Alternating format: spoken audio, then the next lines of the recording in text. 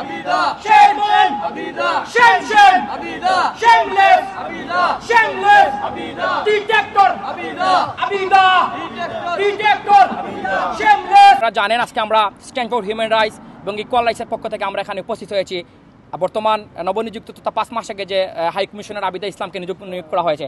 আপনারা জানেন আমরা যখন উনি জয়েন করেছিলেন তখন থেকে আমরা ওনার বিপক্ষে আন্দোলন করছি। আমাদের আন্দোলন করার মূল কারণ হচ্ছে আমরা সবাই এখানে মোটামুটি সোশ্যাল মিডিয়া অ্যাক্টিভিস্ট এবং সোশ্যাল মিডিয়া তথা বাংলাদেশের বেশ কয়েকটি জনপ্রিয় সংবাদপত্রের মাধ্যমে জানতে পেরেছি উনি যখন মেক্সিকোতে ছিলেন তখন শেখ মুজিবের মূর্তি স্থাপন করেছিলেন। উনি যখন কোরিয়াতে ছিলেন তখন শেখ মুজিবের আত্মজীবনীমূলক বই উনি নিজের টাকায় প্রকাশ করেছিলেন এবং উনি যখন ছিলেন তখন সেই দেশের যারা শেখ হাসিনার বিরুদ্ধে আন্দোলনের যোদ্ধা ছিলেন ওনাদেরকে পুলিশের মাধ্যমে দৌড়িয়ে দিতে যেতেন। আমাদের বক্তব্য খুব স্পষ্ট, আমরা বলতে চাই এই আবিদা ইসলাম একজন স্পষ্টতই একজন শেখ হাসিনার দালাল এবং শেখ মুজিব প্রেমী এবং এটার প্রমাণ আমরা আজকে আপনাদেরকে দিয়েছি এবং আমরা সংবাদ সম্মেলনও দিয়েছি।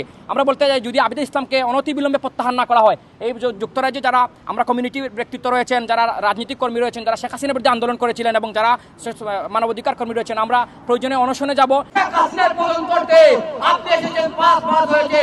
আমি বলবো 17 বছর কেন 70 বছর লাগলেও আমরা আবিদা ইসলামের পদত্যাগের জন্য অনর ছিলাম, অনর থাকবো ইনশাআল্লাহ। আমি আমার সহযোগী ভাইদেরকে ধন্যবাদ জানাই, আপনারা আমাদের সাথে আছেন, সাংবাদিক ভাইদেরকে ধন্যবাদ জানাই, বাংলার মানুষকে ধন্যবাদ জানাই। আবিদা ইসলামের এই স্বৈরাচারী মনোভাবের বিরুদ্ধে আপনারা আওয়াজ তুলুন, প্রতিবাদ করুন। আজ আপনারা বিক্রিম হচ্ছেন না, কাল যেন হবেন না তার কোনো নিশ্চয়তা নাই, কারণ এরা স্বৈরাচারী একদিনে হয় না, ধীরে ধীরে এরা স্বৈরাচারী রূপ নেয় এবং যখন ওদের স্বৈরাচারী মনোভাব প্রকাশ পায় তখন কিন্তু ওরা চোখের সামনে যা দেখে তস করে ফেলে। কিন্তু মনে করেন না যারা আজ আজকে এখানে উপস্থিত হতে পারেন নাই, আপনারা সেই পাবেন। আমরা চাই বাংলাদেশের শান্তি, বাংলাদেশের সার্বভৌমত্ব। ইনশাআল্লাহ আপনাদের সাথে নিয়ে আমাদের আন্দোলন দাবানলে পরিণত হবে।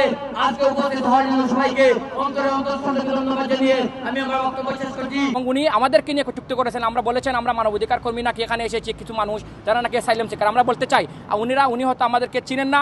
আমরা গত 17 বছর ফ্যাসিবাদ বিরোধী আন্দোলন করেছি এবং আমাদের আন্দোলন যেমন করে হাসিনা বিরোধী ছিল ঠিক সেমন করে আবিদা বিরোধী, কারণ আবিদা হচ্ছেন স্পষ্টতই একজন শেখ হাসিনার চামচা, যিনি শেখ হাসিনার পারপাস সাফ করতে গিয়ে ওনার সবটুকু উজাড় করেছেন। উনি নিজের টাকায়, আমি আগেও বলেছি, শেখ মুজিবের মূর্তি স্থাপন করেছেন। উনি নিজের টাকায় শেখ মুজিবের আপনার বই প্রকাশ করেছেন। এবং আরেকটি জিনিস খুবই ইম্পর্টেন্ট, উনি যখন হাই কমিশনার ছিলেন উনি আমরা দেখেছি জুমে আওয়ামী লীগের মিটিংয়ে প্রধান অতিথি হিসেবে অংশগ্রহণ করেছেন মেক্সিকোতে থাকা অবস্থায়। উনি একজন রাষ্ট্রদূত হিসেবে কেমন করে দলীয় কোনো প্রোগ্রামে জয়েন করতে পারেন, এটা আপনাদের কাছে আমাদের প্রশ্ন বলে আমি শেষ করছি। আমরা যতদিন পর্যন্ত আপনার প্রত্যাহার না হবে আমরা এই রাজপথেই থাকবো। প্রয়োজনে আমি আগেও বলেছি অনশনের মতো কর্মসূচি দিতে আমরা বাধ্য হব। আমরা বিশ্বাস করে আপনি যেমন করে কটূক্তি করছেন, শেখ হাসিনা এদেশে যারা আন্দোলন করেছিল তাদেরকে সাইলেন্স স্বীকার করেছে।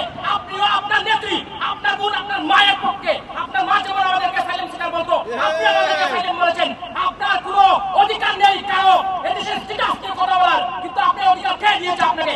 আপনি কূটনীতিক শিষ্টাচার লঙ্ঘন করেছেন। আপনার এই দেশে থাকার কোনো অধিকার নেই। আমরা এই মুহূর্তে আমরা প্রধান বক্তার কাছে চলে যাবো। আজকের সংগঠনের প্রধান বক্তা